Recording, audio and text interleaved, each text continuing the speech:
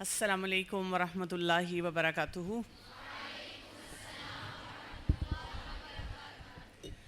نحمدہ ونصلی علی رسولہ الکریم، اما بعد، فاعوذ باللہ من الشیطان الرجیم، بسم اللہ الرحمن الرحیم۔ رب اشرح لی صدری ویسر لی امری واحلل عقدۃ من لسانی یفقہوا قولی۔ اچھا جی، ایڈکشن کے بارے میں ہم نے بات کی۔ جیسے میں نے آپ سے کہا تھا کہ جب نشے کو ہم نے سمجھنا ہے اور نشے کی مختلف اقسام کو سمجھنا ہے تو بیس لائن سٹرونگ ہونی چاہیے۔ اگر ہمیں بیسکس نہیں پتہ، اگر ہمارے بیسکس کمزور ہیں تو پھر ہم نہیں کوئی بھی کام کر سکتے۔ ہمیں جب کلیئرٹی سے پتہ ہو کہ اس میں نقصانات کیا ہیں، دینی اعتبار سے، صحت کے اعتبار سے، فیملی کے اعتبار سے، پھر ہم ذرا اس کے بارے میں سوچتے ہیں۔ بات ہم نے یہاں ختم کی تھی کہ فیملی کی انوالومنٹ بہت امپورٹنٹ ہے۔ ایک تو یہ کہ فیملی کو بھی سپورٹ چاہیے ہوتی ہے، جو اکثر اوقات دی نہیں جاتی۔ سمجھا جاتا ہے کہ یہ مجرم ہے، اور آپ کو پتہ ہے کہ جب ہم زیادہ تر ویسٹرن لٹریچر پڑھ لیتے ہیں تو اس میں تو اکثر یہ ہوتا ہے کہ جی فیملی نے غلطی کی، ماں باپ نے غلطی کی تو وہ مجرم ہے، ان کی وجہ سے جی یہ مسئلہ ہو رہا ہے۔ ماں باپ بھی انسان ہیں، کوئی فرشتے تو نہیں ہیں نا، لیکن ماں باپ سے زیادہ کوئی ہمدرد نہیں ہوتا۔ وہ اپنی طرف سے صحیح فیصلے کرنے کی کوشش کرتے ہیں، ان کا اپنا بھی پیکیج ہوتا ہے، ان کی اپنی بھی لمیٹیشنز ہوتی ہیں۔ ہمارا دین جو ہے وہ ماں باپ کو، بزرگوں کو، گھر والوں کو، خاندان کو، ذی القربہ کو بہت اہمیت دیتا ہے اور بہت عزت دیتا ہے۔ تو ہمیں صحیح بیلنس کے ساتھ ان ساری باتوں کو سمجھنا ہوتا ہے۔ یہ نہیں ہے کہ ہم کہیں بھی جا کر اماں ابا کی بس پوری انسلٹ کریں، ان کو بلیم کریں، فنگر پوائنٹ کریں اور کہیں میرا کوئی قصور نہیں اگر میں یہ کام کر رہی ہوں۔ ہم سوچیں کہ اچھا اگر ان سے کوئی غلطی ہو بھی گئی تو اللہ نے مجھے بھی عقل دی ہے، میں سدھار سکتی ہوں نا۔ اور جب ان کو بھی احساس ہو جاتا ہے کہ ان سے غلطی ہوئی ہے تو وہ یہ تو نہیں کرتے کہ اس غلطی کو دہراتے رہیں، وہ بھی اصلاح کرنے کی کوشش کرتے ہیں۔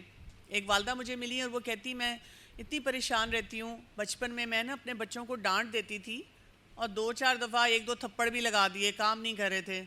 بعد میں مجھے احساس ہوا کہ یہ کام نہیں کرنا چاہیے، میں نے وہ چھوڑ بھی دیا۔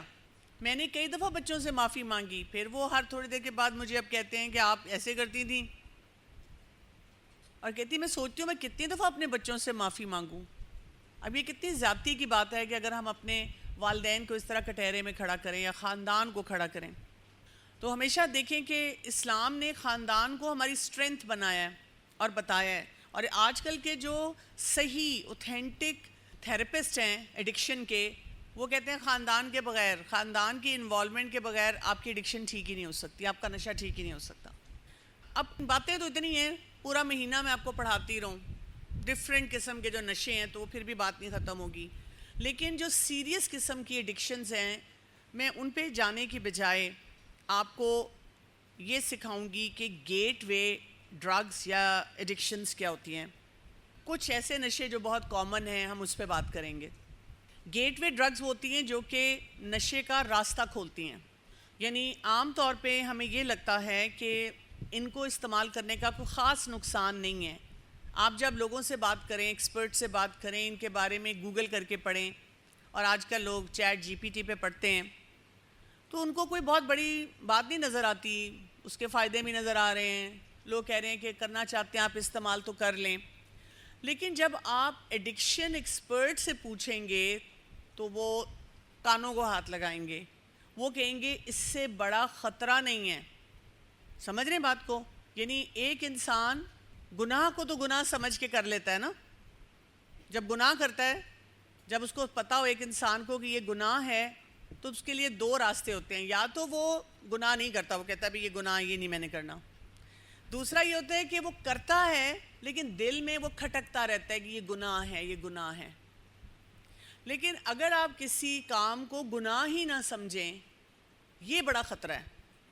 تو گیٹ وے ڈرگز وہ ہوتی ہیں جس سے آپ نشے کی طرف قدم بقدم آگے بڑھ رہے ہیں، اور آپ کو یہ احساس بھی نہیں کہ آپ نشے کی طرف جا رہے ہیں، اور اس کی وجہ سے آپ زیادہ مشکل میں پڑتے ہیں۔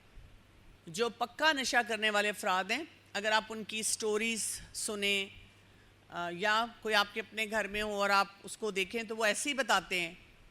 وہ اکثر بات شروع کرتے ہیں گیٹ وے ڈرگ سے کہ ہم نے تو پہلے یہ لیا، کبھی کبھار ہم یہ لے لیتے تھے، پھر ہم کبھی کبھی یہ کر لیتے تھے، لیکن آہستہ آہستہ ان کی عادت پختہ ہوتی گئی. اب گیٹ وے ڈرگز کے ساتھ ایک اور کانسیپٹ آپ نے سمجھنا ہے، اس سے بھی آپ کو بات کلیئر ہوگی، وہ ہے نکوٹین ڈپینڈنس. نکوٹین کیا ہے؟ یہ ایک اس کو ہم کہتے ہیں ہائیلی ایڈکٹیو سبسٹنس. جتنی یہ ٹوبیکو پروڈکٹس ہوتی ہیں ان میں یہ موجود ہوتا ہے.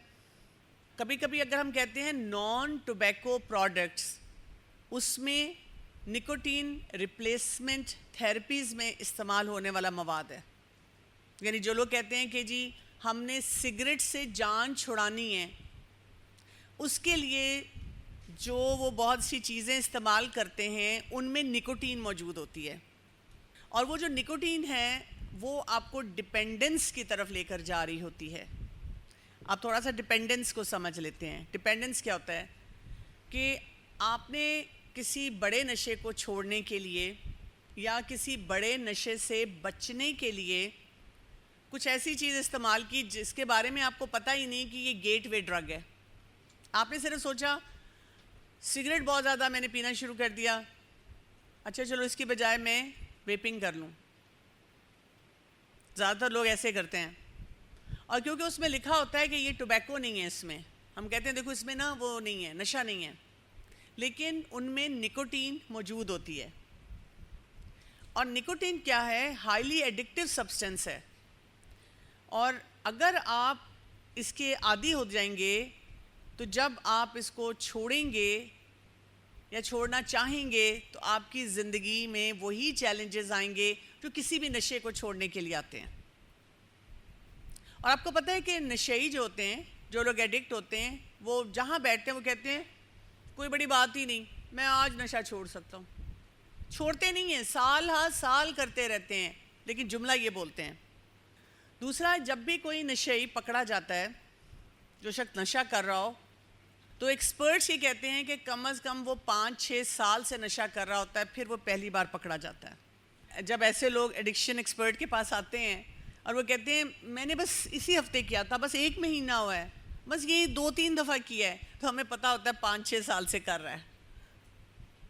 آف اینڈ آن ہو سکتا ہے، لگاتار بھی ہو سکتا ہے، لیکن نشہ ایک ایسی چیز ہے. اب یہ ڈپینڈنس ہوتی کیسے ہے یہ بھی ہمیں پتہ ہونا چاہیے. اس ڈپینڈنس میں سب سے پہلا جو کام ہوتا ہے وہ کیا ہے کہ آپ کے دماغ کے اندر کیمیکل چینجز آنی شروع ہو جاتی ہیں. کیونکہ نکوٹین جو ہے، جو افراد نکوٹین کا استعمال کرتے ہیں ان کے دماغ میں ڈوپامین ریلیز ہوتی ہے. ڈوپامین ہیپی ہارمون ہے. ڈوپامین آپ کو خوش کرتا ہے، سکون دیتا ہے.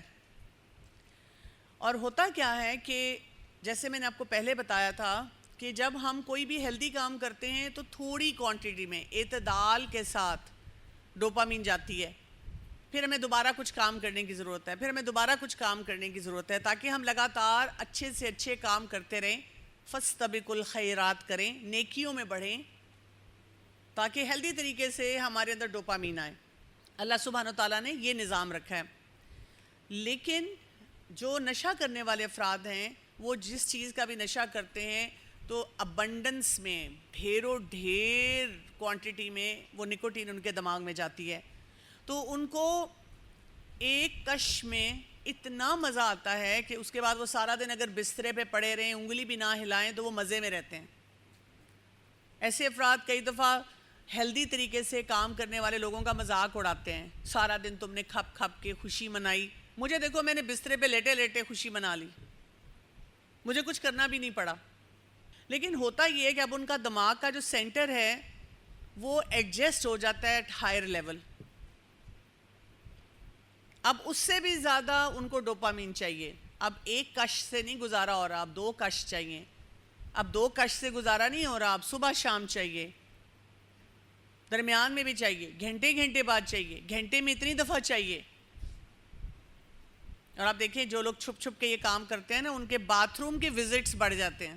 جب گھر والے بتاتے ہیں نا پتہ نہیں باتھ روم میں کیوں یہ اتنا ٹائم لگاتا ہے، سمجھ جائیں گے گڑبڑ ہے، کیونکہ وہاں پہ وہ چھپ کر یہ کام کرتے ہیں. اسی طرح باڈی کے اندر نکوٹین کی ٹالرنس ڈیولپ ہو جاتی ہے، یعنی بہت بڑا اماؤنٹ جب جائے گا تو پھر وہ رزلٹ ملے گا، سکون نہیں ملے گا نا. آپ نے ایک کش لگایا، 2 کش لگائے، ابھی بھی مزہ نہیں آ رہا، بے چینی زیادہ لینا پڑتا ہے.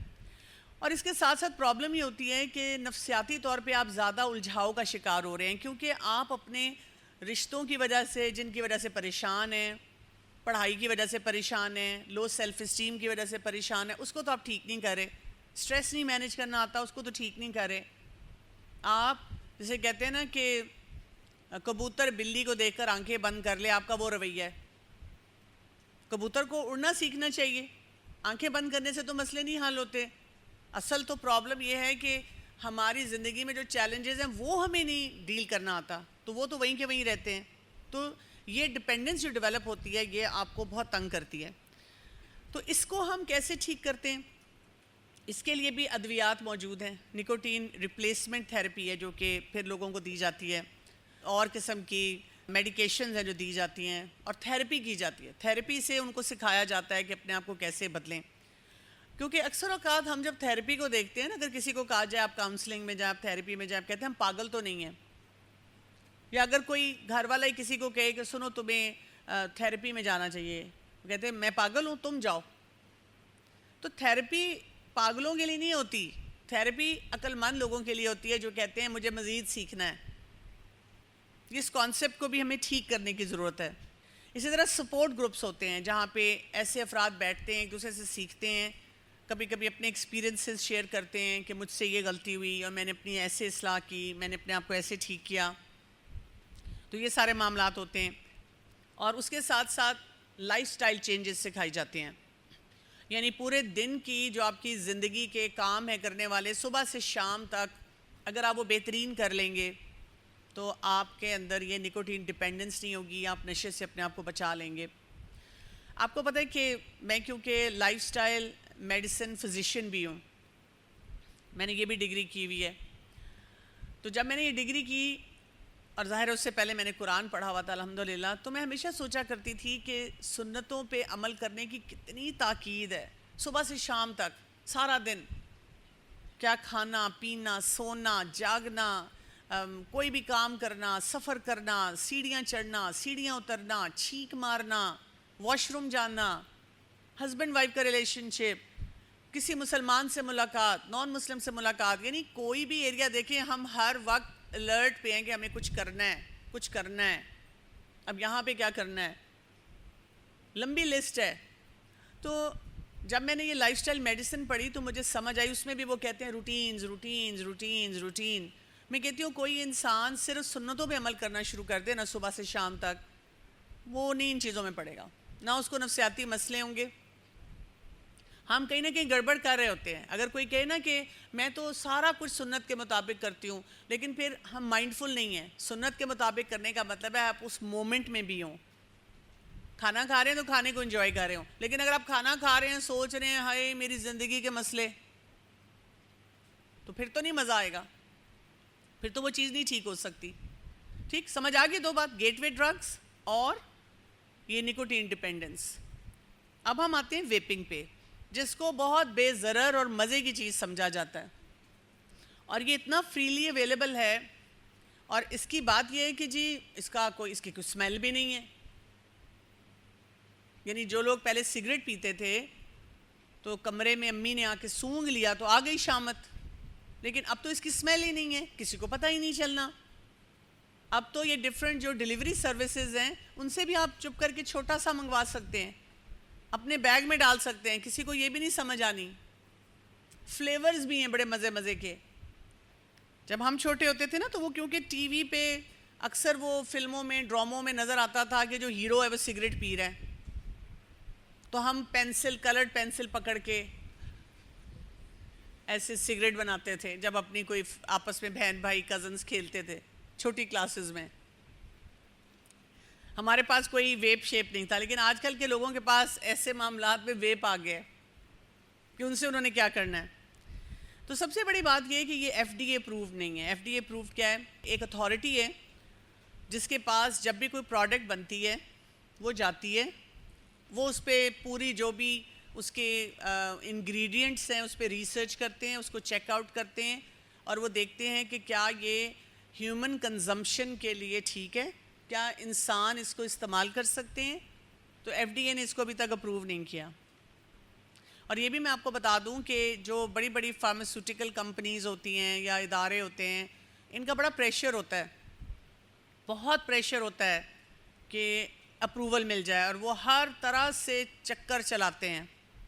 اسی لیے آپ دیکھیں گے کہ کبھی کبھی کوئی چیز ایف ڈی اے نے اپروو بھی کی ہوتی ہے اور چند سالوں بعد پتہ چلتا ہے کہ جی اس چیز کے بڑے نقصانات ہیں, اور پھر اس پہ ریسرچ ہوتی ہے اور پھر کہہ دیا جاتا ہے ہاں یہ مضر صحت ہے, اس کو نہ استعمال کیا جائے. تو میں نے آپ کو بتایا تو ہے کہ یہ ایف ڈی اے اپروو نہیں ہے, لیکن اگر یہ ایف ڈی اے اپروو ہو بھی جائے تو ہمارے دین نے اس کو اپروول نہیں دیا کیونکہ اس کے ایڈکٹیو پیٹرنز ہیں. اکثر اوقات آپ یہ بات پڑھیں گے کہ جی اس کو لینے سے کوئی ٹوبیکو کا نشہ نہیں ہے, تمباکو نہیں ہے اس میں.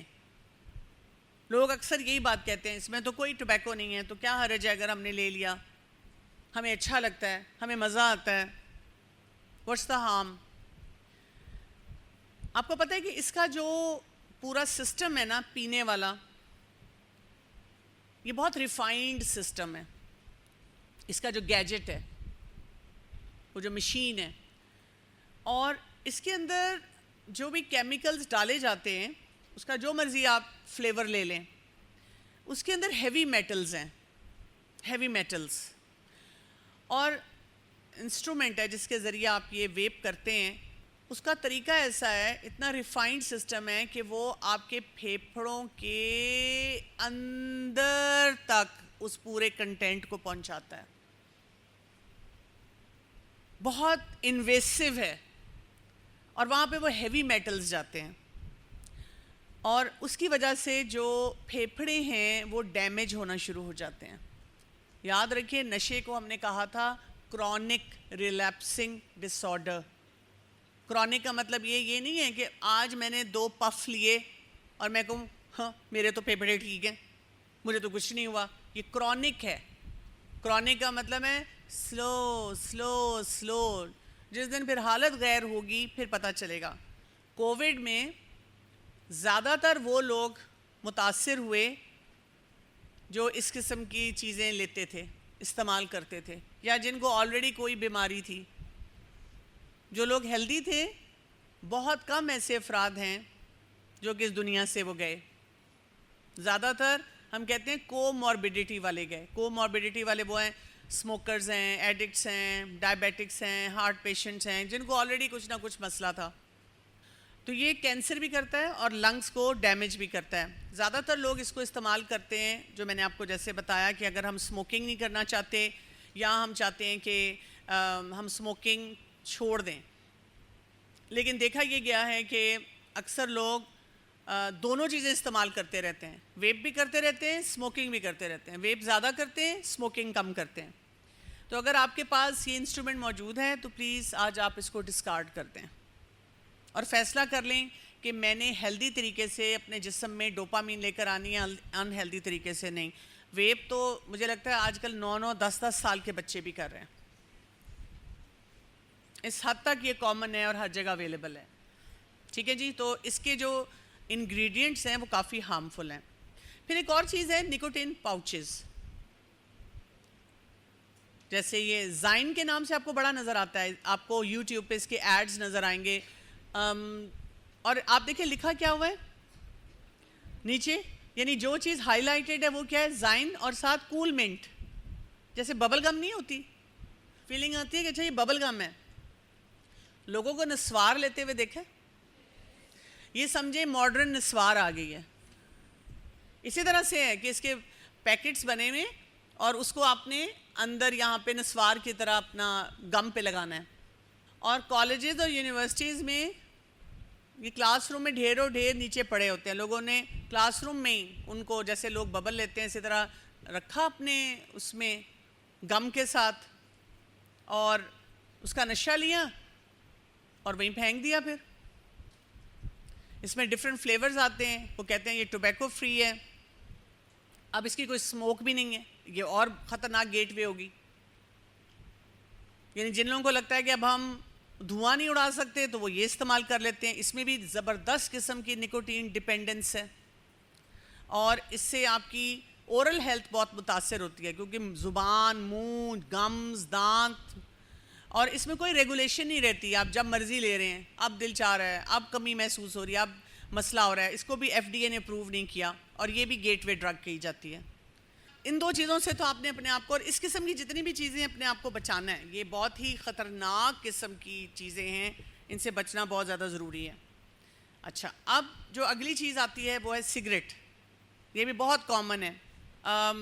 علماء کی رائے دیکھیں تو کچھ علماء اس کو مکروہ کہتے ہیں، لیکن زیادہ تر علماء جنہوں نے اس پہ پراپر ریسرچ کی ہے وہ اس کو حرام کی کیٹیگری میں لاتے ہیں، کیونکہ حلال حرام کی وہ جو ہے نا لسٹ ہے جو ہم نے شروع میں چیک لسٹ کی تھی، بہت سارے کرائیٹیرین میں یہ فٹ ہوتا ہے. اس سے کوئی فائدہ نہیں ہے، اس سے تو بہت نقصان ہے.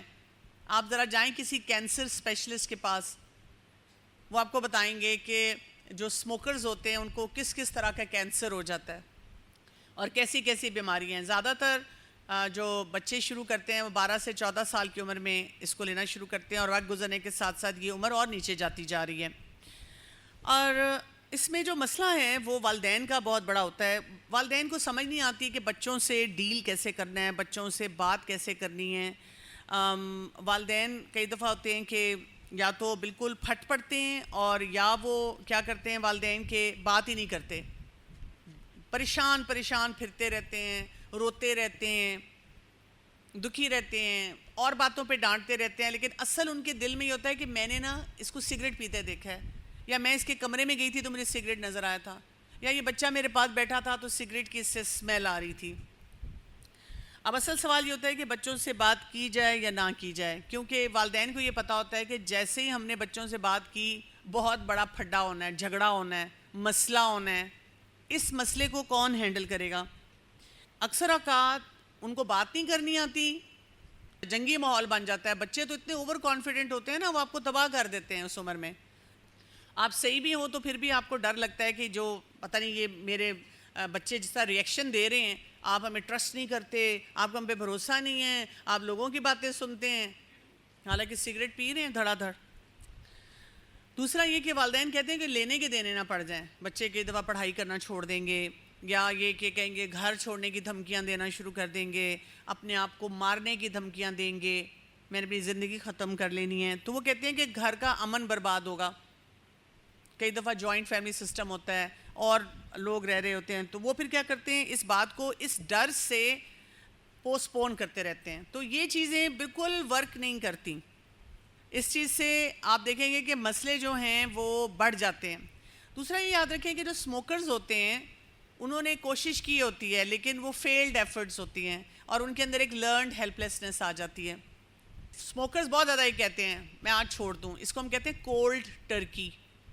اور کچھ لوگ کہتے بھی ہیں میں نے ایک دم چھوڑ دیا تھا، 2 سال پہلے میں نے بس ایک دن فیصلہ کیا کہ میں نے سگریٹ نہیں پینا، میں نے چھوڑ دیا. وہ 6 مہینے بعد کزن کی شادی آئی تو پھر شروع کر دیا. لیکن دیکھیں میں نے ایک دفعہ چھوڑا ہے، میرے لیے چھوڑنا کوئی مشکل نہیں ہے. آج میں نے فیصلہ کیا تو میں چھوڑ دوں گا، مسئلہ نہیں ہے کوئی. یہ آپ ایڈکشن ایکسپرٹ سے پوچھیں جو سامنے بیٹھا ہے کہ کتنا بڑا مسئلہ ہے. تو کولڈ ٹرکی کرنے سے بہت کم سکسیس ریٹ ہے.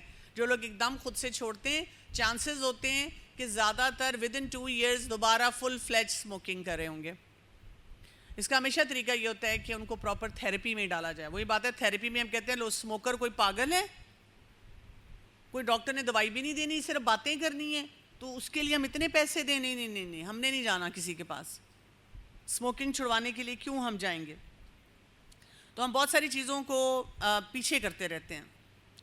پھر ہم ایک بہت بڑی غلطی یہ کرتے ہیں کہ ہم اس کے نقصانات گنواتے رہتے ہیں. اب آپ سوچیں 20 سال کا بچہ یا بچی، بیٹا اس سے کینسر ہو جائے گا، بیٹا اس سے طبیعت خراب ہو جائے گی، بیٹا یہ تمباکو ہے. اس کو نہیں پتا، اس کو سب کچھ پتا ہے، تو اس کا بھی کوئی فائدہ نہیں ہوتا. پھر وہ مسئلے مسائل جو ہوتے ہیں نا وہ بڑھتے چلے جاتے ہیں.